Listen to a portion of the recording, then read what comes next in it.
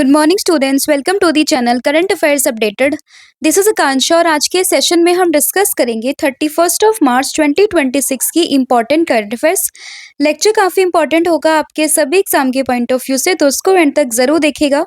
इसके अलावा जितनी भी आपकी इंपॉर्टेंट न्यूज़ बनती हैं 31 मार्च से, उन सभी को हम कवर करेंगे आज के सेशन में।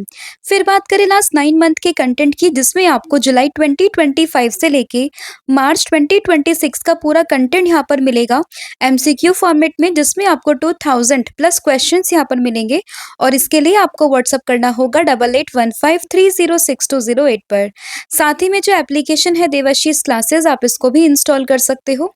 जैसे आप इस एप्लीकेशन को इंस्टॉल करोगे तो आपको यहाँ पर जो भी हमारे कोर्सेज हैं, जो भी हमारी पीडीएफ एंड साथ ही में ई बुक है, उन सभी का लिंक आपको मिल जाएगा। आप डायरेक्टली एप्लीकेशन से जाके भी इन सभी को एक्सेस कर सकते हो। तो अब शुरू करते हैं लेक्चर को एंड डिस्कस करते हैं आज का हमारा फर्स्ट क्वेश्चन। लेकिन उससे पहले हम करेंगे लास्ट क्लास का रिवीजन। तो लास्ट क्लास में हम लोगों ने देखा था कि एक इंडक्शन हुआ है आश्रम मिसाइल का इन द मिग-29 एयरक्राफ्ट। ये अनहेंस करेगा एयर कॉम्बैट कैपेबिलिटी को। फिर बात करें कोरिंगा वाइल्ड लाइफ सेंचुरी, अभी हाल ही में न्यूज़ में है क्योंकि यहाँ पर 20,000 ऑलिव रिडले टर्टल के एग्स को कंजर्व करके रखा गया ऑन दी होप आइलैंड। और ये है कहाँ पर सेंचुरी, तो ये आपको मिलेगी आंध्र प्रदेश में। स्वॉट सैटेलाइट की बात करें, जिसका पर्पस है ओशन फ्लोर की मैपिंग करना। ये एक जॉइंट मिशन है नासा और सीएनईएस का। फिर बात करें नासा आईएक्सपी मिशन को लेकर, रिसेंटली इसको स्टडी किया गया है। किस सुपर नोवा की स्टडी इसने करी है, तो इसने करी है RCW86 को लेकर। यूक्रेन ने साइन किया एक defence agreement with the Qatar, क्योंकि अभी जो यूक्रेन के प्रेसिडेंट है व्लादिमीर जेलेंस्की, उन्होंने विजिट किया था दोहा, तो वहीं पर इन्होंने यूक्रेन और कतर ने आपस में मिलकर क्या किया, एक डिफेंस एग्रीमेंट को यहाँ पे साइन किया है। फिर मालदीव ने अपोज किया है यूके के प्लान को regarding the sovereignty of the Chagos island group. तो इसमें आपको ये कंट्री का नाम एंड इस आइलैंड का नाम यहाँ पे ध्यान रखना है। फिर अगले क्वेश्चन को अगर हम समझें तो हमने देखा था कि chairman of the southern reason of the confederation of the Indian industry for the 2026-27 ये कौन बने हैं, तो ये बने हैं रविचंद्रन पुरुषोत्तमन। फिर बात करें मिशन शक्ति को लेकर, जो कि गवर्नमेंट ऑफ इंडिया ने लॉन्च किया। इसका पर्पस है विमेन की सेफ्टी, सिक्योरिटी एंड एम्पावरमेंट को लेकर। अभी हाल ही में एक जो अथॉरिटीज़ है वो इम्पोज कर रही है पेनल्टीज ऑन द इंडस्ट्रीज जो कि पल्यूट कर रही है दमन गंगा रिवर को, और वो यहाँ पर प्रिंसिपल अप्लाई कर रहे हैं, पल्यूटर पेस प्रिंसिपल को।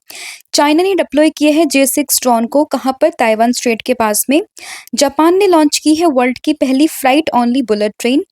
आरबीआई विजन पेमेंट 2028 की अगर हम बात करें तो इसका पर्पज है यहाँ पे safer, secure and inclusive digital payment system ecosystem को क्रिएट करना। उसके बाद हम लोगों ने देखा था शौर्य स्क्वाड्रन को लेकर, जिसको कि अभी इंडियन आर्मी ने इंट्रोड्यूस किया है ताकि वो अपनी ड्रोन बेस्ड वॉरफेयर जो कैपेबिलिटी है उसको अनहेंस कर सके। होन्सू आइलैंड में यहाँ पे अर्थक्वेक देखे गए हैं और ये आपको जापान में देखने के लिए मिलेगा। फिर बात करें वीरांगना दुर्गावती टाइगर रिजर्व की, जो कि मध्य प्रदेश में है और ये इंडिया का थर्ड चीता हैबिटेट जो है वो बनने लग रहा है। रामनाथ गोयनका अवार्ड की बात करें, बेसिकली ये मिलते हैं जर्नलिज्म में। India's high commissioner to the UK, ये कौन बने हैं, ये बने हैं पेरिया सामी कुमारन। और वायुबान की बात करें, ये इंडिया का पहला हेलीकॉप्टर लॉन्च ड्रोन सिस्टम है जिसको डेवलप किया है इंडियन एयर फोर्सेस ने। तो ये था आपका पूरा कंटेंट जो हम लोगों ने कल डिस्कस किया था। अब हम करेंगे आज की क्लास की शुरुआत। तो फर्स्ट क्वेश्चन होगा, recently who has been honoured with the para archer of the year award in the world archery. तो अगर हम बात करें para archer of the year award की, तो ये इससे किसे सम्मानित किया गया है, तो ये सम्मानित की गई है शीतल देवी, यानी कि ऑप्शन नंबर जो डी है वो आपको याद रखना है। तो शीतल देवी की बात करें, इनको para archer of the year award जो है इसे सम्मानित किया गया है। और ये 19 ईयर ओल्ड पैरा आर्चर है, कहाँ से, फ्रॉम द जम्मू कश्मीर। और इनके आउटस्टैंडिंग परफॉर्मेंस को लेकर in the international para archery, इसके लिए इनको वर्ल्ड आर्चरी में para archery of the year 2025 का जो ये टाइटल है वो दिया गया है। तो नाम है शीतल देवी, 19 ईयर की है एंड कहाँ से बिलोंग करती है, जम्मू कश्मीर से। अब रीसेंट अवार्ड्स की अगर हम बात करते हैं तो अभी हम लोगों ने देखा था कि जो फिल्म फेस्टिवल हो रहा है दिल्ली में, उस पे लाइफ टाइम अचीवमेंट का अवार्ड ये मिला है नंदामुरी बालकृष्ण को। फिर बात करें youngest winner of the Stockholm water prize, तो ये मिला है कवि मधानी को। किस ह्यूमैनिटेरियन अवार्ड की बात करते हैं तो ये मिला है नीता अंबानी को। विलियम डेरेमेपल की बात करें तो 2026 का जो मार्क लिंटन हिस्ट्री प्राइज है वो मिला है इनको। टाटा ग्रुप चेयरमैन है एन चंद्रशेखरन, इनको मिला है K B honour from the UK. फिर बात करें वेरामुथु की तो ज्ञानपीठ अवार्ड इनको दिया गया है। और अमोल पालेकर की बात करते हैं तो Meta life time achievement award 2026 इनको दिया गया है। फिर बात करें शुभांशु शुक्ला की तो इनको मिला है अशोक चक्र। और बात करें मोजाम्बिक की है ग्रेसा मचेल, जो कि इंदिरा गांधी पीस प्राइज से सम्मानित की गई हैं। और इसके अलावा इलियान राजा की बात करते हैं तो ये पद्मपानी अवार्ड इनको मिला है at the Ajanta Ellora international film festival 2026 में। अगला क्वेश्चन होगा under the revised PM E drive scheme incentive for electric three wheelers that is E rickshaw और E cart will be available till which year. तो अगर हम बात करें पीएम ई ड्राइव स्कीम की तो इसके अंदर यहाँ पे इंसेंटिव जो है इलेक्ट्रिक थ्री व्हीकल्स को ये कब तक के लिए इसको एप्लीकेबल किया गया है। तो ये बेसिकली हुआ है 2028 के लिए। कब तक? मार्च में। तो मार्च 2028 के लिए इसको यहाँ पे क्या किया गया है, एक्सटेंड किया गया है। तो उसमें ऑप्शन नंबर जो सी है वो यहाँ पे ध्यान रखना है, यानी कि मार्च 2028। और स्कीम का नाम क्या है? PM E drive scheme. तो पीएम ई ड्राइव स्कीम की बात करें, it has been extended till March 31st 2028। और पहली जो ये मतलब टू व्हीलर का अगर हम बात करते हैं ना इंसेंटिव, तो ये अवेलेबल है 31 जुलाई तक। तो अगर हम समझे थ्री व्हीलर्स के लिए तो ये है, मतलब थ्री व्हीलर्स के लिए है ये 31 मार्च 2028 तक, और टू व्हीलर्स के लिए है 31 जुलाई 2026। ठीक है, तो ये चीज़ आपको ध्यान रखनी है। साथ ही में इस पूरी स्कीम में जो टोटल फाइनेंशियल आउटले है वो है 10,900 करोड़ रुपीज़ का, यानी कि 10,900 करोड़ रुपीज़ का। अब यहाँ पे बात आती है कि ये पीएम ई ड्राइव स्कीम है क्या। तो अगर हम बात करते हैं पीएम ई ड्राइव स्कीम की, तो it is PM electric drive revolution in the innovative vehicle enhancement, जिसको हम शॉर्ट में पीएम ई ड्राइव के नाम से जानते हैं। और इसका आउटले हम लोगों ने जान लिया 10,900 करोड़ रुपीज़। एंड ये इंडियन गवर्नमेंट का इनिशिएटिव है। इसके अगर हम टाइम पीरियड की बात करते हैं तो 1 अक्टूबर से लेके 1 अक्टूबर 2024 से लेके 31 मार्च 2026 के बीच में। और जबकि थ्री व्हीलर्स के लिए अभी हमने देखा वो कहाँ तक हुआ था, बेसिकली 2028 का। तो डेट्स में कंफ्यूज नहीं होना है। हालांकि चीज़ें एक्सटेंड की गई है, बट इनिशियली जिसका टारगेट था वो यहीं तक था, बट अभी चीज़ें एक्सटेंड की गई हैं। और अगर हम यहाँ पे बात करें मिनिस्ट्री की, तो मिनिस्ट्री आते हैं मिनिस्ट्री ऑफ हैवी इंडस्ट्रीज। तो ये इसकी मिनिस्ट्री, टोटल आउटले, इसकी फुल फॉर्म और इसका पर्पस, ये चीज़ें यहाँ पे ध्यान रखनी है। और ऑब्जेक्टिव क्या है इसका? To speed up EV adoption, expand charging infrastructure and support local manufacturing. तो ये चीज़ें आप लोगों ने इसमें ध्यान रखनी है। अगला क्वेश्चन होगा the Amrit Bharat station scheme aims to redevelop approximately how many railway station across India. तो अगर हम बात करें अमृत भारत स्टेशन स्कीम की, तो इसके अंदर कितने रेलवे स्टेशन को यहाँ पे रीडेवलप करने की बात जो है वो की जा रही है। तो ये है अप्रोक्सीमेटली 1309 रेलवे स्टेशन। तो इसमें ऑप्शन नंबर जो ए है वो यहाँ पे ध्यान रखने हैं। तो लगभग 1300 जो स्टेशन हैं उनको रीडेवलप करने की बात यहाँ पे की गई है, जो आपको ध्यान रखना है। और इस स्कीम को, that is Amrit Bharat station scheme को 2023 में लॉन्च किया गया था by the ministry of railway. अब यहाँ पे बात रेलवे स्टेशन की आ रही है, तो जाहिर सी बात है मिनिस्ट्री भी कौन सी होगी? Ministry of railway. And the scheme focus on modern passenger amenities like waiting hall, lift, wifi, food court and better signals. ठीक है, तो ये चीज़ें आप लोगों ने इसमें ध्यान रखनी है। अगला क्वेश्चन होगा अंडर द पीएम श्रम Yogi Maandhan Yojana what is assured monthly pension after the age of 60 year.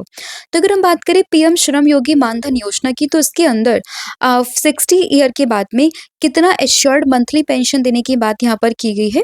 तो ये हुई है 3,000 रुपीज़, यानी कि ऑप्शन नंबर जो बी है वो आपको ध्यान रखना है। और स्कीम का नाम है प्रधानमंत्री श्रम योगी मानधन योजना। तो अगर हम बात करें इस स्कीम की तो it is a voluntary contributory pension scheme for the unorganised worker and यहाँ पे आफ्टर 60 ईयर यहाँ पे गारंटेड एक मंथली पेंशन दी जाएगी 3000 रुपीज़ की and workers can start contributing with a low as 55 rupees per month at the age of 18 year.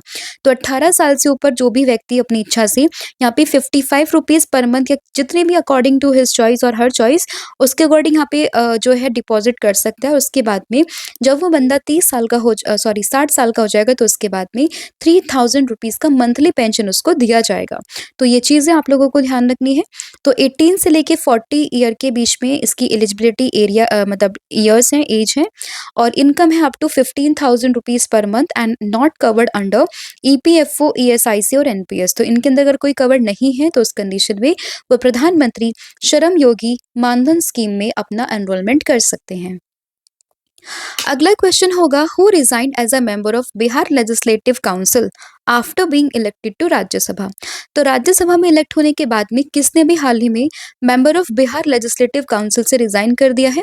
तो ये पहले भी न्यूज़ में थे और ये थे बिहार के CM that is Nitish Kumar. तो उन्होंने यहाँ पे रिजाइन कर दिया है क्योंकि ये राज्यसभा में इलेक्ट हो चुके हैं। तो इसमें आपको ऑप्शन नंबर जो डी है वो यहाँ पे ध्यान रखना है, ठीक है।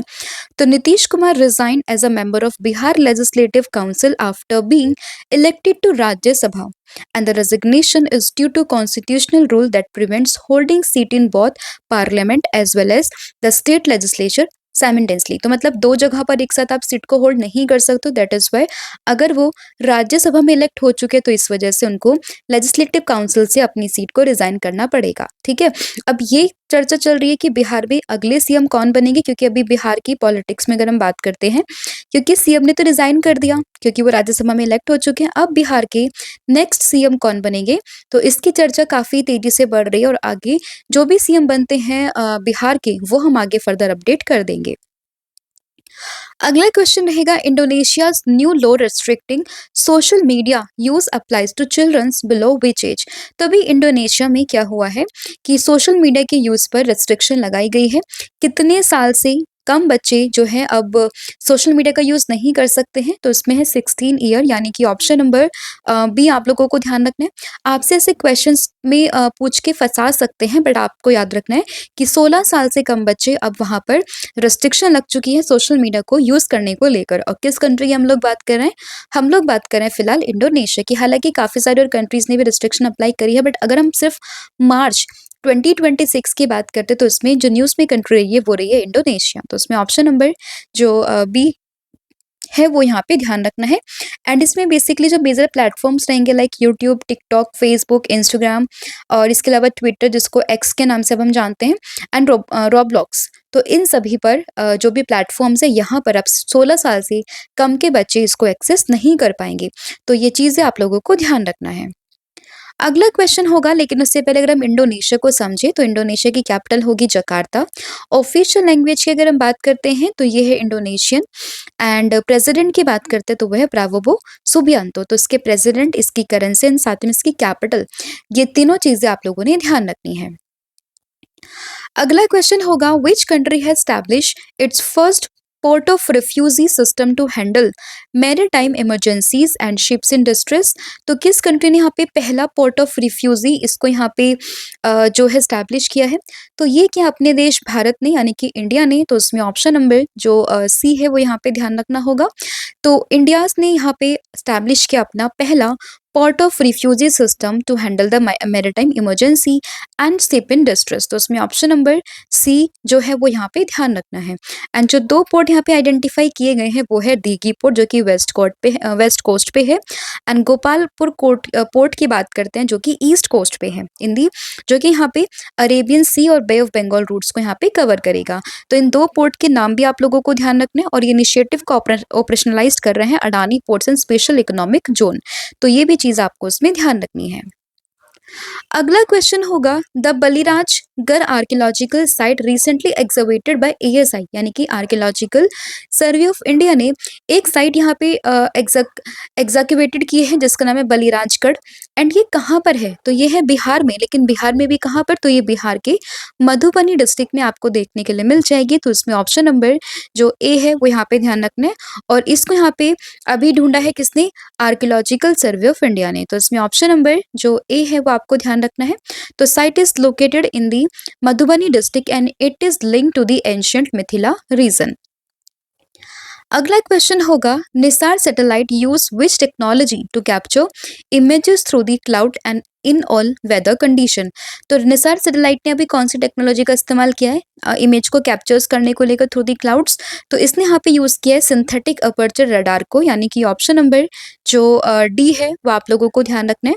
तो सिंथेटिक अपर्चर रडार की हेल्प से निसार सैटेलाइट ने क्लाउड्स के बीच में फोटो को यहाँ पे कैप्चर किया है, जो आपको ध्यान रखनी है। बात करें अगर हम निसार की, तो उसकी फुल फॉर्म होगी NASA ISRO synthetic aperture radar, जो कि जॉइंट इनिशिएटिव है किसका? नासा और इसरो का। तो ये चीज भी आप लोगों ने ध्यान रखनी है। फिर है Nisha Mehta recently news has been appointed as a health minister of which country. तो बात करें निशा मेहता की, अभी हाल ही में न्यूज में है और ये अभी चुनी गई है नेपाल की हेल्थ मिनिस्टर। तो इसमें ऑप्शन नंबर बी आप लोगों को ध्यान रखना है। और अभी हाल ही में नेपाल की हिस्ट्री के यंगेस्ट पीएम बने हैं कौन? बालेंद्र शाह। तो उन्हीं के ही टेन्योर में, उन्हीं के कार्यकाल में अभी जो निशा मेहता है वो बनी है हेल्थ मिनिस्टर ऑफ नेपाल। तो इसमें ऑप्शन नंबर बी आप लोगों को ध्यान रखना है। एंडी एलिमिना है किसका? एम्स न्यू दिल्ली का, तो इसलिए भी नाम इंपॉर्टेंट बन जाता है। एंड यहाँ से इन्होंने अपनी बीएससी नर्सिंग को परस्यू किया था। तो ये चीज भी आप लोगों ने ध्यान रखना। और ये कहाँ किस पार्टी से बिलोंग करती है? ये बिलोंग करते हैं राष्ट्रीय स्वतंत्रता पार्टी से। अगला क्वेश्चन होगा, the IUNS maritime exercise TTX 2026 was hosted by India at which location। तो कहाँ पर ये पूरी एक्सरसाइज जो है वो हुई है? तो इसमें आपको लोकेशन ध्यान रखनी है, कोची केरला, यानी कि ऑप्शन नंबर जो बी है वो आपको ध्यान रखना है। तो India hosted the IUNS maritime exercise TTX 2026 at a maritime warfare center that is in the Chennai, and the exercise was conducted by the Indian Navy on the 27th March 2026। And इसको यहाँ पे Indian ocean naval सिंपोशियम framework के अंदर इसको यहाँ पे held किया गया है। तो ये चीज भी आप लोगों ने ध्यान रखनी है।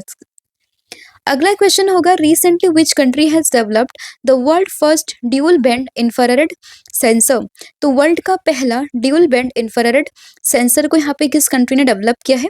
तो इसको डेवलप किया है जापान ने, यानी कि ऑप्शन नंबर ए। और इससे पहले कल हम लोगों ने देखा था कि जापान ने ही यहाँ पे वर्ल्ड की पहली बुलेट ट्रेन फ्लाइट जो मालगाड़ी होती है ना, वो बुलेट ट्रेन इसने यहाँ पे लॉन्च करी थी। तो कल भी ये हमने देखा था जापान को ही, और आज हम यहाँ पर देख रहे हैं वर्ल्ड की first dual band infrared sensor को, जिसको डेवलप किया जापान ने। तो इसमें ऑप्शन नंबर ए आप लोगों को ध्यान रखना है। अगला क्वेश्चन होगा, recently who became the first Indian to cross the 8 metre mark in indoor long jump. तो ये किसने किया है?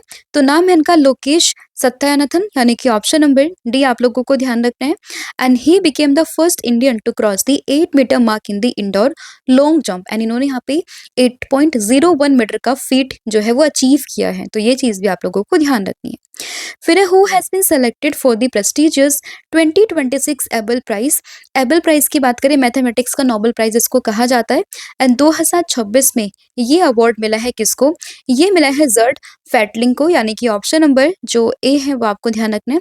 2026 का एबल प्राइज किसको? जर्ड फेल्टिंग को। एंड ये कहाँ से बिलोंग करता है? ये बिलोंग करता है जर्मन से, मतलब जर्मन मैथमेटिशियन है, इन्हें ही यहाँ पर ये 2026 का एबल प्राइज जो है वो दिया गया है। ठीक है, तो ये चीज आपको ध्यान रखनी है। फिर who has been honoured with the prestigious grand prize for their contribution to the world peace. तो ये किसको मिला है? ये मिला है जुपैली कृष्णा राव को, यानी कि ऑप्शन नंबर डी। और ये है grand prize for the contribution to the world peace. Answer होगा इसमें option number D. And the award was presented at an international Buddhist conference which was held in Hyderabad। ठीक है? And यहाँ पे 150 delegates ने पार्टिसिपेशन किया था and Monks ने फ्रॉम 22 कंट्रीज़। तो ये चीज़ भी आपको ध्यान रखनी है। तो ये था पूरा कंटेंट जो हम लोगों ने यहाँ पे डिस्कस किया है। आई होप आपको सभी क्वेश्चन समझ में आए होंगे। स्टिल अगर किसी भी क्वेश्चन में कोई भी डाउट रहता है तो आप मुझे कमेंट करके बता सकते हो। अब फटाफट से पूरी क्लास को ओवरव्यू हम लोग कर लेते हैं। तो सबसे पहले हम लोगों ने देखा para archer of the year award, ये मिला है शीतल देवी को, तो ये आपको ध्यान रखना है। पीएम ई ड्राइव स्कीम की बात करते हैं तो 3 व्हीलर्स के लिए यहाँ पे एक्सटेंड की गई है डेट फ्रॉम दी कब तक के लिए 31 मार्च 2028 तक के लिए, जिसमें पीएम ई ड्राइव की स्कीम भी आपको ध्यान रखना है, उसकी फुल फॉर्म भी आप लोगों को ध्यान रखनी है। फिर बात करें अमृत भारत स्टेशन स्कीम को लेकर, जो कि अभी यहाँ पे 1309 स्टेशंस को रीडेवलप करने की बात चल रही है, तो ये चीज़ आपको ध्यान रखनी है। इसमें मिनिस्ट्री कौन सी है? Ministry of railway. पीएम श्रम योगी मानधन योजना की बात करते हैं तो 3000 रुपीज का मंथली पेंशन दी जाएगी after the age of 60 year, तो ये चीज आपको ध्यान रखनी है। बिहार लेजिस्लेटिव काउंसिल से रिजाइन किया है नीतीश कुमार ने, क्योंकि वो राज्यसभा में इलेक्ट हो चुके हैं। इंडोनेशिया ने अभी 16 साल से कम बच्चों के लिए सोशल मीडिया पर बैन लगा दिया है, तो ये आपको ध्यान रखना है। First port of refugee system launch किया है किसने? इंडिया ने। बलिराज गर आर्कियोलॉजिकल साइट, ये बिहार के मधुबनी डिस्ट्रिक्ट में आपको मिलेगी। निसार सैटेलाइट की बात करें तो इसने अभी हाल ही में क्लाउड के थ्रू यहाँ पर एक इमेज कैप्चर करी है, तो वो आपको ध्यान रखनी है। और ये इनिशिएटिव है किसका? नासा और इसरो का। फिर बात करें निशा मेहता की, तो ये नेपाल कंट्री में हेल्थ मिनिस्टर यहाँ पे चुनी गई है, तो ये आपको ध्यान रखना है। आईयूएनएस मैरीटाइम एक्सरसाइज की बात करें तो ये बेसिकली आपको कोची जगह ध्यान रखने, वहां पर ये हो रही है। वर्ल्ड की first dual band infrared sensor Japan ने लॉन्च करा है। First Indian to cross the 8 metre mark in the indoor long jump, तो ये लोकेश सत्यानाथन। 2026 का एबल प्राइज अगर हम बात करते हैं तो ये जीता है जर्ड फेल्टिंग ने। And grand prize for the contribution to the world peace, तो ये मिला जुपाली कृष्णा राव को। कल मैंने आप लोगों से पूछा था कि according to the recent report which country accounted for the highest number of top methane emitting oil and gas sites in 2025, तो आंसर था तुर्कमेनिस्तान। और आज आप लोगों को कमेंट करके बताना है that who has been selected to represent India at the world youth parliament 2026, तो इसका आंसर क्या होगा वो आपने मुझे कमेंट करके बताना है। इसके अलावा कॉम्बो ऑफर है जिसको आप अवेल कर सकते हो। यहाँ पे आपको current affair, starting GK plus 1000 MCQ series मिल जाएगी, जिसके लिए आपको व्हाट्सअप करना होगा 8815306208 पर। साथ ही में जो एप्लीकेशन है देवाशीष क्लासेस, आप इसको भी इंस्टॉल कर सकते हो। जैसे आप इस एप्लीकेशन को इंस्टॉल करोगे तो आपको सभी कोर्सेज पर 40% का ऑफ यहाँ पर मिल जाएगा। आप कूपन कोड का यूज करके सभी कोर्सेज पर 40% का डिस्काउंट यहाँ पे पा सकते हो। So thank you so much, have a good day, wish you all the very best. जय हिंद, जय भारत, जय जगन्नाथ। Thank you.